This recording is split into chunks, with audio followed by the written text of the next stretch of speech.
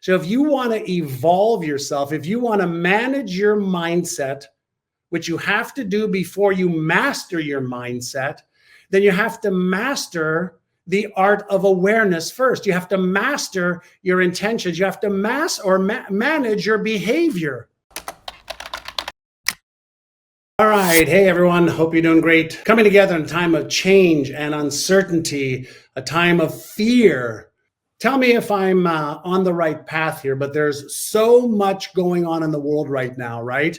We've got COVID cases up around the world. We've got monkeypox now entering, the spotlights in part of the world with 9 confirmed cases in the United States. We've got the Texas shooting, 19 kids, 2 teachers, another killing, another one. Can you freaking believe it in 2022? Mortgage rates in the United States are up to 5.7%. Temperature in January was the 6th highest in January in the year. We've got a war going on in Europe. We've got a stock market crashing. Mutual funds, have taken a beating again.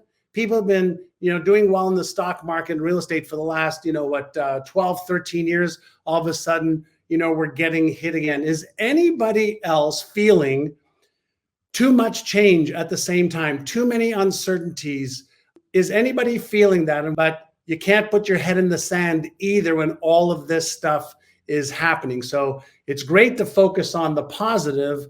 However, a lot of people don't know how to pay attention to what they want. So anybody, paying attention to all of the changes and uncertainty now? Yes, so I'm seeing people, a lot of people are suffering right now. A lot of people in a state of uncertainty right now. A lot of people are afraid, right? Can you imagine not having a home if you're living in Ukraine and you've been, asked to walk 30, 40, 50, 60, 70 miles? My whole family, 7 of my family members just went through COVID after 2.5 years of being, totally off of COVID. So there's a lot going on. Right. So first and foremost, I like to deal with reality of what is going on and what is the truth first and foremost. Now, let me ask you a question. Would you agree that times of uncertainty, times maybe of fear for some people, times of stress for some people, is also a time for us to learn how to adapt? Isn't adaptation one of the greatest skills, that we as humans can learn? And many years ago when I was in the Galapagos Islands, I bought a hat. And if you have ever been to the Galapagos, you'll know that it's like going back 5 million years. And there's a saying there, and I got this hat, it says adapt or die. Why? Because the survival of the fittest, the whole idea of survival of the fittest is based on Darwin's work. And we actually retraced his trail with the beagle when he was writing about the survival of the fittest and learning about adaptation. Is the animals that learned to adapt were the ones that survived. The ones that got to survive obviously multiplied. So here is my question for you, We are sometimes the most advanced species on Earth. Most intelligent, and I'm going to say sometimes, right? What are you doing to adapt right now? What are you doing to adapt right now? What are you doing to adapt mentally? What are you doing to adapt emotionally? What are you doing to adapt physically? What are you doing to adapt spiritually? What are you doing to adapt financially? Right? Those are the 5 places of adaptation, right? So spiritually, emotionally, mentally, physically, financially. So what are you doing, to adapt? Right? What are you doing to adapt? When there are things happening in our environment, whose responsibility is it to adapt? Right? So let me share something with you. If it's true that adaptation is a skill, right? If it's true that, as a human species, we have the ability to adapt, let me give you a couple of things that may help. And I like that. Praying, yeah. Share with me, what you're doing. Divergent, I guess you didn't like my comments because you're still here, right? So share with me, how do you manage? Let's start with number 1. How do you manage your mindset to go from being reactive to being responsive? Is that something that every one of us can do? When we're reacting, it's usually without any thought, right? It's usually without any thought. When we're responding, it's usually because of thought, right? And I don't mean just thoughts, I mean thinking. So the way I like to do it is say, here's what's happening, whether it's, interest rates, the market crashing, COVID, monkeypox, the Texas shooting, which please, let's say some prayers to all of the families, that are going through this nightmare right now. But what can we do, what you and I can do to respond instead of react, right? So naturally, depending on the situation, we may react in anger. And that's a part of our fight flight response, right? We're going to act out of anger and blame and shame and guilt. That's right. But we may act in a state of fear, right? Fear is a protective state, since the number one priority of our brain is to avoid any pain or discomfort, but also to make sure that anything that is happening around us, right, is managed for survival and safety. Survival and safety. So let's ask a question of what is it that you and I can do to respond versus react, right? So Maggie, you're saying no fear. Fear is a subconscious reaction whenever we feel threat, whenever we feel uncertain, whenever we feel, right, we may lose or be in pain or discomfort. So there's no such thing as no fear. That's like saying, no air, no such thing, no air, you die, no fear, you die, right? So the question now becomes, how do I turn my fear into fuel? Right? How do I turn my awareness into a positive response? How do I turn, uncertainty into certainty? How many of you meditate every morning? The first thing I do every single day, right, is meditate. So wake up and I meditate. Now, why meditate? Well, number one, it calibrates my brain, left hemisphere, right hemisphere. Number two, it shuts off all of the noise, right? All of the noise, all my thoughts go on, good thoughts, bad thoughts, positive, negative, constructive, destructive, empowering, disempowering. It shuts them down so I could just be in a state of calmness. And in the state of calmness, without activating the sympathetic nervous system, which is what usually happens when we're looking at the news, when we're reading all the stuff that is happening in the world that may not be to our taste or may be at bay to harm us, right? So meditation gives us a chance to calibrate our intentions. Meditation gives us the ability to calibrate our intentions. And if we layer on top of that mindfulness, right, being aware of thoughts, emotions, feelings, sensations, and behaviors, thoughts, emotions, feelings, sensations, and behaviors, is it possible that in a higher state of awareness, without, and this is critical, without judgment, blame, shame, guilt, or justification, without judgment, blame, shame, guilt, or justification, just awareness, then that's where our power lays, where we can then make deliberate, conscious choices. So instead of being a victim of circumstances, what's happening out there in the world, what if we sat back for just a moment, meditate, be mindful, and then make deliberate choices, right? Could we then master more of our mindset? Could we then master more of our emotions, right? So is it possible for us, regardless of what's happening out there, to manage our mindset and our emotions, which usually dictates our behavior, right? So here's a couple things I'd like you to do. Many of you have read my Amazon #1 best-selling book, Inner Size. I'm going to give you 2 inner sizes to practice, okay? All right, inner size #1. It's called Take 6, Calm the Circuits. Take 6, Calm the Circuits. How many of you are aware that our brain, your brain, my brain, functionally works the same? Every brain works the same, functionally, right? Like a car. Functionally works the same. So if every brain functionally works the same, are you aware that you have your nervous system that's divided into two key parts? One is the sympathetic nervous system, the fight, flight, freeze, and faint part of your nervous system. When you are in a stressful modality, that means that your sympathetic nervous system has been activated.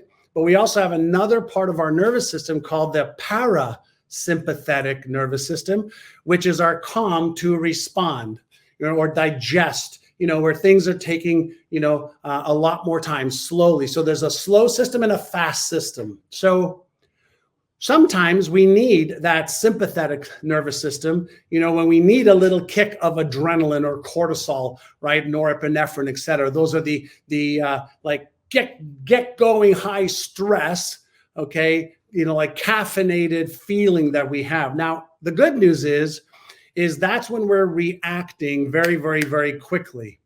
The challenging news is it shuts off that thinking Einstein part of the brain. It activates what I call the Frankenstein's monster part of the brain, which is the reactive, what if negative part of the brain. But let me share something with you.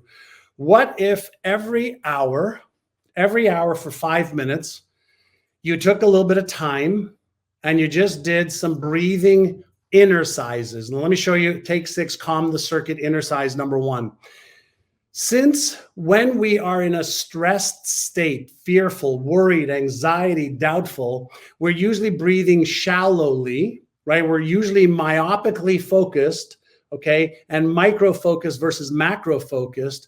What if every hour you took 5 minutes and you just did some breathing exercises, right? And if you started to breathe slowly in through your nose, you did a deep, deep, deep breath in, hold it at the top for 2 seconds, 1001, 1002. And then when you breathe out, what if you breathe out as if you're blowing out through a straw? This is a pen, but imagine you pucker your lips and you blow out slowly, slowly, slowly, slowly. Are you aware that in less than 90 seconds, you deactivate, okay, the stress response part of the brain, and you reactivate the thinking, imagination, what I call as the Einstein part of the brain, the left prefrontal cortex? Are you aware that you and I will make much better decisions in a calm, responsive state than we will in a stressed out state most of the time? Now, listen, is it okay to be in a stressed state if somebody's pulled a gun to your head? Yeah, but the more you're able to stay calm, the better decisions you're going to make, right? So here's the question for you. Do you have a daily and hourly practice to get calm so you can respond and make better decisions? Right? So here's a recommendation. Take 5 minutes at the top of every hour. Get your mobile phone, set your timer to go off 5 minutes before the top of every hour. Take 5 minutes to do exercise number 1 so you can be calm, so you can respond. And then number 2, if you want to add what I mentioned earlier, the AYA exercise, the AIA, awareness, intention, action, then what you do is you ask yourself this question. The awareness is, what have my thoughts, emotions, feelings, sensations, and behaviors been the last 55 minutes? Have they been positive? Are they negative? Am I reacting? Am I happy? Am I sad? Am I worried? Am I stressed? And if you do that just in a state of awareness, mindfulness, without judging yourself or blaming yourself, just be aware of it. And then you say, well, what's my intention for the next hour? Awareness gives you choice. Choice is what can give you freedom. So the question is, what's your intention for the next 55 minutes to an hour? My intention is to be positive. My intention is to be productive. My intention is to take these action steps. My intention is, and now you direct yourself on what you want to do. And then the A, Aya awareness, I intention, A is action. What action step can you take right now? Now, why would you want to do inner science number 1, take 6, calm the circuits? And why would you want to do Aya on a regular basis? And here is the $1 million answer. Would you agree that yours and my brain just repeats patterns over and over and over and over again? Would you agree? My brain, your brain, every brain repeats patterns that we've been conditioned to repeat. Yes, we are creatures of habitual patterns, thought patterns, emotional patterns, behavioral patterns. So what happens when you interrupt your normal pattern just by 5 minutes a day? What happens when you become more aware of your thoughts? What happens when you set intentions and you take one action step? Like, what happens? Well, what happens is, who's controlling the pattern now? Who's operating out of a state of awareness versus a state of reactive habitual patterns?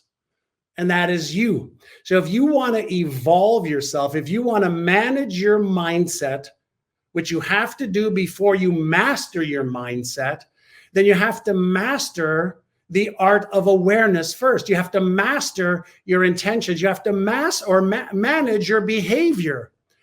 Well, if you did this 5 to 8 or 10 times a day, now is the outside world controlling you, or are you responding to the outside world?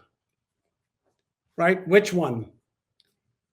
I think you all know the answer to that. So when we are faced with a lot of negative stuff in the world, a lot of uncertainty, a lot of change, a lot of, stuff that can negatively affect us, then what we want to do is not react to all of it, because there's so much, it's overwhelming. And an overwhelmed brain is a stressed brain. A stressed brain is in a reactive modality.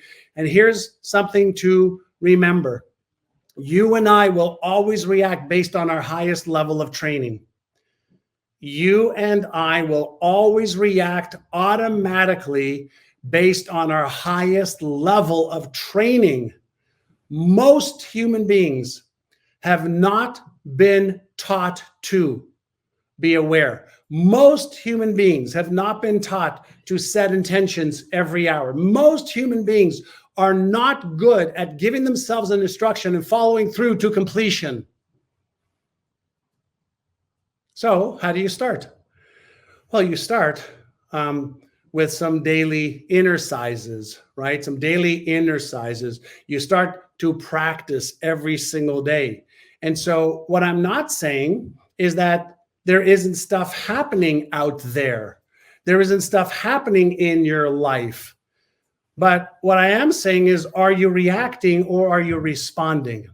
Are you thoughtfully, intentionally, deliberately responding, or do you catch yourself in that doom loop of negativity? Are you catch yourself in that doom loop of automatic negative emotions? Are you catching yourself in that loop of doing the same shit over and over and over again, wondering why your results aren't changing?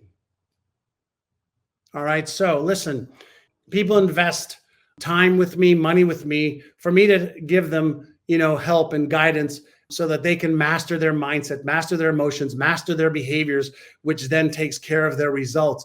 And in a time of uncertainty, right, in a time of a lot of fear for some people, a lot of people, when they're in a state of fear and uncertainty and doubt and stress and anxiety, they stick their head in the sand as if nothing's happening or it's just going to go away. Well, listen, some things will go away. Other things get worse. But what I want to make sure, right, is that you learn how to manage your own mindsets. If it's coming from your own head, 10 times more you've got to do this, right? So if you think about it's coming from my own head, right? If you have, let's say automatic negative thoughts. So how many thoughts do we have a day on average? Anybody tell me? Yeah, about 6,200 thoughts a day is the latest research. So not 50,000, about 6,200 thoughts a day. Can anybody tell me how many what percentage of the average person's thoughts are negative or disempowering or self-deprecating? Negative, disempowering, self-deprecating. Anybody know? For the average person, it's over 90%. 90% of 6,000 thoughts are negative or disempowering or self-deprecating. 90%. So let me ask you a question. Where are those thoughts coming from? Are you deliberately choosing these negative, disempowering, destructive thoughts? Are you deliberately choosing them? The average person is not deliberately choosing. Why? Because thoughts come from the subconscious mind, like effervescent bubbles that come up from a soft drink. Imagine if you've been alive for 30, 40, 50, 60 years, times 325 or 365 days, times 6,200, okay, thoughts a day. That's a lot of thoughts and memories, right? So thoughts are percolated from our subconscious brain based on triggers from our outside world, based on patterns that are used to running without thought, based on smells, based on what we see, based on what we hear, and thoughts automatically percolate up. 90% negative, 10% positive. Fear is one of the reasons. Self-image is another one. Limiting beliefs is another one. Ego is another, of course. So what if you and I just thought of thoughts, okay, as they're not good or bad, they just are. Thoughts just is. What if through mindfulness, which we've been talking about for the last 24 minutes, what if your automatic negative thoughts were nothing more than just little effervescent bubbles? And what if we said that the negative thoughts, let's color them red, and the positive thoughts, let's color them blue? Can you get that visual? I'm going to give you a visual for thoughts. What if your job is to be aware of the red and the blue bubbles, and your job is to let the negative ones go and to focus and reinforce the positive ones? What if that was an exercise, okay, that you did, and you didn't believe your thoughts, you just were aware of them, but you chose the positive ones and reinforced them with more positive ones, right? So if our job is to be aware of patterns, thought patterns, bubbles, red ones and blue ones, the blue ones we keep and we reinforce, the red ones we just let them float by, like we put them in a hot air balloon and float them back up into the sky. What if awareness is what gives you choice, and choice is what gives you freedom, as I mentioned before? Now, is that a skill? Now, is that me being adaptive? You're never, ever, ever going to get rid of all of your negative or disempowering or destructive or fearful thoughts, ever. It's just part of how a portion of your brain works. There's a portion of your brain, okay, it's part of your default mode network, just the default way that it works, that's always saying this: what if negative? What if you fail? What if you get hurt? What if you lose money? What if she leaves you? What if he leaves you? What if she says no? What if she says yes? What if he does this? There's a part of your brain that's constantly doing that. And so here's what happens to a lot of people. Without practicing awareness, they have a thought, right? Then they think about the thought, which has already released a neurochemical into their bloodstream. And they think about what they're feeling, and they feel what they think about, and they reactivate the circuit over and over and over again, re-releasing the cortisol or epinephrine or norepinephrine and reinforcing the fear pattern, let's say. So in a heightened state of adrenaline release, okay, epinephrine, your brain wires the thought 10,000 times faster as a protective mechanism. Did you hear what I just said? In an adrenaline state, an epinephrine induced state, which is nothing more than a neurochemical in your bloodstream. If you think about what you're feeling and it's negative, disempowering, destructive, you reinforce that even though you don't want it. Why? Because you're paying attention to it instead of releasing it, responding versus reacting. Right? So there's nothing wrong with your thoughts. There's nothing wrong with your emotions. That's what drives your behaviors. But if you don't know how to first be aware of and manage your thoughts, if you don't know how to be aware of and manage your emotions, the energy in motion, then you're a victim of your thoughts, the negative ones, destructive ones, disempowering ones, your fears, and you can't turn them into your fuel for success. So if we have $100 billion brain that we own, you own yours, I own mine, and we don't know how to manage it better, then you're a victim of your old conditioning, your parents, your teachers, the meanings you give things, the negative patterns, associations that reside within your brain. So this is why you want to start with inner size number 1. Take 6 calm the circuits every hour. This is why you want to follow it up with the inner size number 2, Aya. Why? Because now you're in the heart of managing thoughts and emotions first, and that will help you manage behaviors second. And when you manage behaviors, don't results take care of themselves? Right? So we don't want to focus right on the negative. We want to be aware of it. We don't want to focus on the disempowering emotions. We want to be aware of them. We don't want to focus on the behaviors that we're taking or not taking. We want to be aware of them and then be deliberate. This is deliberate conscious evolution of yourself. All right? Deliberate conscious evolution of yourself. Is this helpful? Is this helpful? This is why affirmations, declarations, promises, prayers work. Right? But when you pray, I also want you to make sure that you follow up with the action. Don't pray saying, hey, save me and help me. Okay, pray and say, show me and guide me. And then take action. Listen, if you like this, please share this. There's nothing to buy here. Just share this. Let's help people. You know, this is a time for us to come together. As I mentioned, there's a lot of stuff happening in the world. There's probably a lot of stuff happening in your life. And I appreciate that. I respect that. And when you manage and master your mindset and emotions and behaviors, you are able to become victorious instead of being a victim. Okay. So stand guard.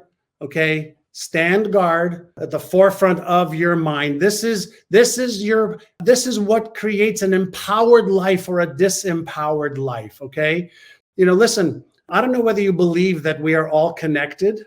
I do, which means we want to lift each other up, you know, as we climb. We want to help each other through the challenging times. We want to love each other more. We want to care for each other more. We want to be respectful of each other more. We want to stop shaming and blaming and start lifting each other up. Okay. I need it. You need it. We all need it. And, you know, when we're in this together and we, you know, lift ourselves up, then everybody does better. And if you want to be happier, make somebody else happy. You want more love, give some more love. Hey, this is John. And if you liked that video, watch the next video because it is packed with things that you can do right now to achieve success way faster than ever before.